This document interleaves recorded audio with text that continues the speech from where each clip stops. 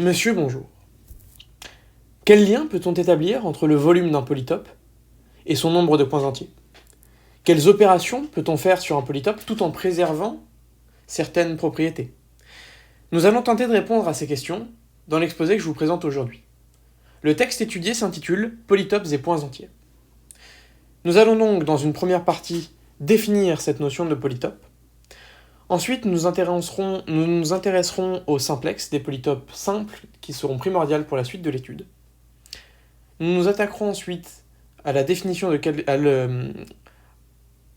à la formulation de quelques opérations sur ces polytopes, et nous terminerons en essayant d'établir un lien entre volumes et points entiers. Dans la première partie, j'ai fait le choix de peu démontrer, de façon à pouvoir démontrer les théorèmes que j'utiliserai dans les parties suivantes. Il est à noter que l'utilisation des polytopes s'effectuait pour approcher des irrationnels, des nombres irrationnels. Les parties 3 et 4 du document n'ont pas été traitées. Alors on va commencer en définissant ce que c'est qu'un polytope. Un polytope, ça va être l'enveloppe convexe d'un sous-ensemble fini de Rn. Donc par exemple, dans ce que j'ai dessiné ici, on est dans R3, j'ai pris 3 points, et j'ai dit que... et ensuite, le polytope, ça va être l'enveloppe convexe de cet ensemble, donc ça va être ce qui est en fait la partie hachurée. Une fois qu'on a défini donc, notre polytope, on va essayer de le caractériser avec quelques caractéristiques, notamment sa dimension. Sa dimension va être la dimension du sous-espace vectoriel engendré par ce polytope. Là, par exemple, ici, on va pouvoir engendrer un sous-espace affine de dimension 2, avec le polytope dessiné ici. L'intérieur relatif, ça correspond à l'ensemble des points qui sont intérieurs à notre polytope. On définit la notion de sommet sur un polytope comme l'ensemble des points qui n'appartiennent à aucun segment inclus dans notre polytope. Donc par exemple, ces 3 points-là sont des sommets. Un théorème qu'on va utiliser dans la suite, que je ne vais pas démontrer mais je vais simplement énoncer, nous dit que les sommets de P sont en nombre fini et que leur enveloppe convexe est P. Donc en particulier, il suffit de connaître l'ensemble des sommets de P pour connaître P entièrement. On définit ensuite les faces d'un polytope comme l'intersection entre P, avec P le polytope, et H, où H est un hyperplan affine, tel que cet hyperplan affine contienne entièrement P dans un de ces demi-espaces. Une facette, ça va être un cas particulier d'une face. Alors une face reste un polytope. Donc si on prend un polytope, une de ces faces sera encore un polytope, et la facette ce sera une face de dimension P-1. Alors maintenant qu'on a défini cette notion de polytope, nous allons nous intéresser aux R simplex, donc des polytopes usuels, des polytopes élémentaires. Donc la définition, un R simplex, ça va être l'enveloppe convexe de R plus un point affinement indépendant de Rn. Un R simplex ouvert, ça va correspondre à l'ouvert relatif d'un R simplex. Alors tout de suite, on a une proposition qui arrive avec ces R simplex, qui nous dit que tout polytope est réunion disjointe de simplex ouverts et dont les sommets sont des points de P. Par exemple, si je m'intéresse à ce polytope que j'ai dessiné ici, en 3 dimensions, eh bien ce polytope, il est la réunion disjointe de toutes ces facettes, en fait, là. Ces facettes qu'on peut voir comme des 3 simplex. Un polytope en particulier est un ensemble compact. Voilà.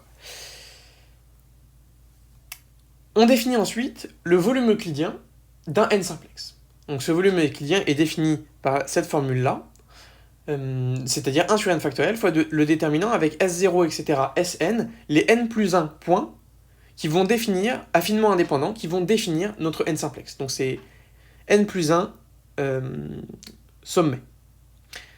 Alors tout de suite, ça a une conséquence sur un convexe compact de Rn, c'est que cette application déterminant, elle associe à n plus 1 point, l'application qui à n plus 1 point associe ce déterminant, et continue. Donc sur un compact, elle atteint ses bornes. On pourra donc parler du volume minimal d'un R simplex, par exemple. D'un R simplex sur un compact.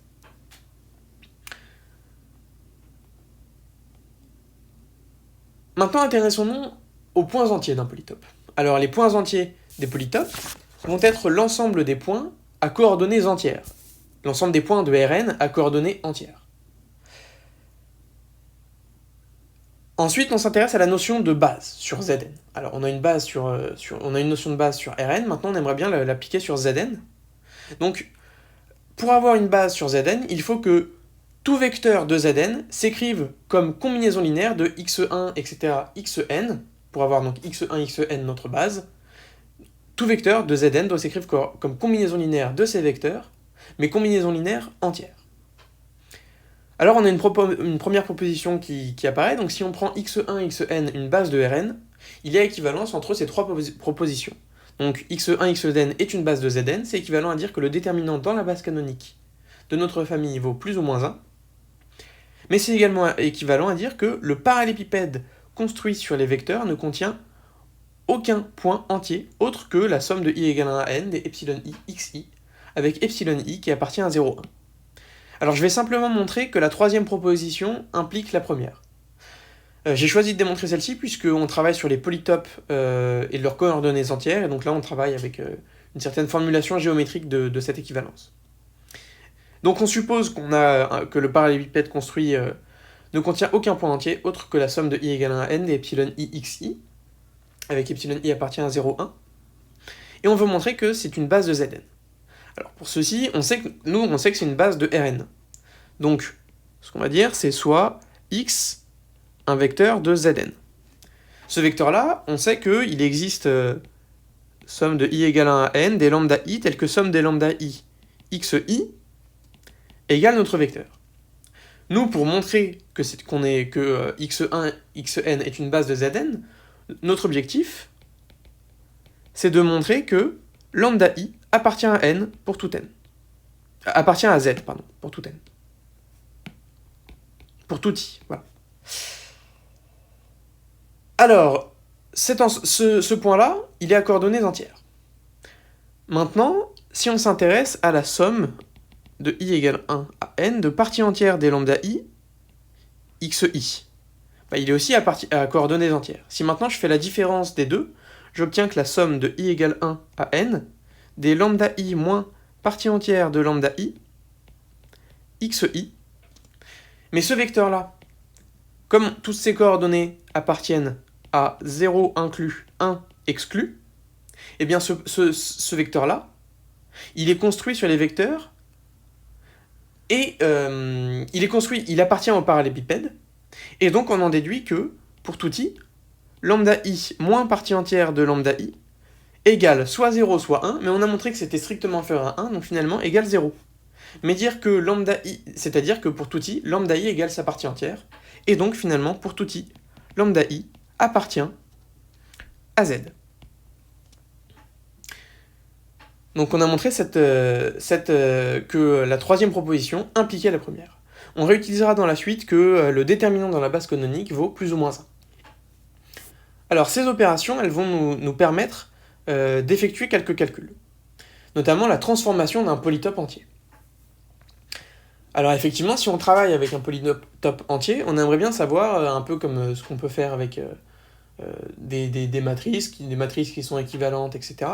On va faire on va définir donc que deux polytopes entiers seront équivalents lorsqu'il existe une transformation d'un polytope entier vers le second, avec la transformation qui est l'application qui a x associe à x avec a une matrice de gln de z. Alors en particulier, cette matrice en appartenant à gln de z, son déterminant vaut plus ou moins 1. Ce qui est utile avec cette transformation, c'est qu'elle va préserver plusieurs choses, notamment le volume, mais également le nombre de points entiers, et enfin, le nombre de points intérieurs. Donc par exemple, là, alors il faut s'imaginer qu'il y a beaucoup plus de petits points, etc., les points qui correspondraient aux coordonnées entières sur mon schéma, mais j'ai pas eu le temps de faire un beau schéma. J'ai cependant dessiné en noir les coordonnées entières. On peut donc montrer qu'en fait ces deux triangles, ces deux polytopes, sont équivalents. Donc ils ont le même nombre de points à coordonnées entières, et ils ont également le même volume. Donc là, c'est pas flagrant sur le dessin, mais on peut s'en convaincre qu'avec un dessin un peu mieux dessiné, ce soit le cas. Donc là, pour l'instant, ce qu'on a vu, c'est donc la définition d'un polytope, et on a vu quelques propriétés de ces polytopes. Propriétés de ces polytopes, en particulier, on s'est intéressé à la transformation d'un polytope entier qui préserve certaines propriétés. Maintenant, on aimerait avoir quelques informations en plus sur ces propriétés. Donc, ce qu'on va faire, c'est qu'on va essayer d'établir un lien éventuellement entre le nombre de points entiers et le volume. Dans un sens, on va pouvoir le faire, et dans l'autre, ça va être plus compliqué. Donc le théorème de Blinchfeld énonce que si on prend K un compact convexe de Rn, tel que K inter Z, donc K inter Z qui correspond à l'ensemble des points entiers de notre compact convexe K, ne soit pas inclus dans un hyperplan. Alors on a que le cardinal de K inter Zn est inférieur ou égal à n plus n factoriel fois le volume de K.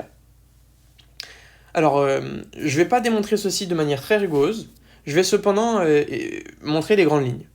On va le faire par récurrence sur le cardinal de K inter Zn. Alors, la récurrence s'initialise pour le cardinal de K inter Zn égale n plus 1, puisque ce cardinal va toujours être supérieur ou égal à n plus 1. Mais si ce... Alors, juste une petite précision, on peut supposer sans perte de généralité que K, on peut supposer sans perte de généralité que on peut assimiler K en fait à l'enveloppe convexe de ces points entiers. Donc finalement, on peut supposer que K, c'est une enveloppe convexe de points entiers. Alors, donc si le cardinal de K inter Zn est égal à n plus 1, ça veut dire que, en particulier, K est un n simplex. Mais si K est un n simplex, eh bien on sait que le cardinal de K inter Zn, on sait que n plus n factoriel fois le volume de K va être supérieur ou égal à n plus n factoriel divisé par n factoriel. Pourquoi ? Puisque le volume d'un n simplex, défini précédemment, va être supérieur ou égal à 1 sur n factoriel, qui vaut n plus 1. Donc finalement, on a bien démontré la propriété avec la récurrence qui se fait sur le cardinal de K inter Zn. Récurrence forte. Là, on a montré pour l'initialisation. Maintenant, si on veut le faire au rang K, donc si le cardinal de K, je ne vais pas prendre la lettre K, mais plutôt cardinal de K inter Zn égale par exemple lambda, avec lambda supérieur ou égal à n plus 1, et lambda un entier. Alors ce qu'on va faire, c'est qu'on va séparer en fait notre figure, notre polytope. Donc là, je le montre dans le cas particulier où n égale 3, par exemple. On est dans le cas n égale 3 et on a ce polytope-là, qui est un cube. Alors, c'est un cas particulier, certes, mais ça montre l'idée derrière la preuve. La preuve, en fait, consiste à prendre un des points tel que, puisque là, du coup, on n'est plus un n simplex, donc on prend un des sommets tel que Q, qui vaut l'enveloppe convexe de notre polynôme de l'ensemble des points entiers privés de ce sommet, donc là par exemple ce serait la forme violette, soit de dimension n, donc là dans notre cube on l'a séparé pour avoir un n simplex de dimension n. Ensuite ce qu'on va faire c'est que on va prendre donc une facette, on sait qu'on va pouvoir trouver une facette de Q, donc en particulier la facette que j'ai assurée, telle que Q soit d'une part de la facette et que le sommet qu'on a enlevé, donc S, soit d'autre part. Une fois qu'on a défini cette facette, on va prendre R qui vaut l'enveloppe convexe de notre sommet et de la facette. Donc là, R va correspondre à cette forme-là. Voilà, donc la partie en fait qu'on a enlevée. Et en fait, ce qu'on va dire, c'est que P, c'est l'union de ces deux parties. En revanche, l'union n'est pas disjointe, puisque la facette, on va la compter 2 fois. Donc finalement, on en déduit que le cardinal de K inter Zn, ce cardinal-là, il va être égal au cardinal de Q inter Zn plus cardinal de R inter Zn moins le cardinal de f inter Zn. Avec Q, donc la première forme, R, la forme qu'on a enlevée, et F, la facette. Une fois qu'on a ceci, ces deux cardinaux-là sont inférieurs à lambda, donc par récurrence, on obtient que ce sera inférieur ou égal à n plus n factoriel volume de Q plus n factoriel volume de R moins n, puisque le cardinal de f inter Zn va être supérieur ou égal à n en tant que facette. Et donc finalement, ça, c'est exactement égal à n plus n factoriel fois le volume de Q plus R, mais le volume de Q plus R, c'est le volume de K. Donc là, on a réussi à établir un premier lien entre, si on nous donne un polytope, on nous donne son volume, on sait qu'il aura un certain nombre maximum de points entiers. On aimerait pouvoir le faire dans l'autre sens, mais ça va pas toujours être possible. Effectivement, si on prend un compact convexe, même de très très grands volumes, on peut se débrouiller pour, par exemple, qu'il soit d'épaisseur super fine, et que, finalement, ils contiennent absolument aucun point entier. En revanche, ce qu'on va essayer de faire dans cette dernière partie, c'est de montrer qu'avec une translation bien choisie, on peut toujours se débrouiller pour obtenir un certain nombre de points entiers en fonction du volume. Donc si on a un polytope, on peut le translater on peut un peu le translater pour obtenir un certain nombre de points entiers. Donc si on prend K un compact de Rn, et K un entier, tel que si le volume de K est supérieur ou égal à K, alors il existe V0, etc., Vk de K distincts tels que Vi moins Vj appartient à Zn pour tout I et J. Alors on va le montrer, pour cela on va avoir besoin de C, qui vaut donc 0,1 puissance n, donc l'ensemble des segments 0,1 de Rn, qui est inclus dans Rn. Maintenant, si on prend U un vecteur qui décrit Zn, U une famille de vecteurs, enfin si on fait décrire Zn à un vecteur U, eh bien on va se rendre compte que l'ensemble des U plus C, U appartient à Zn, forme une partition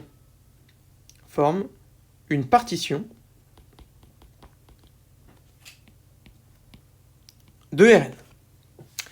Maintenant, on s'intéresse à l'ensemble, à KU.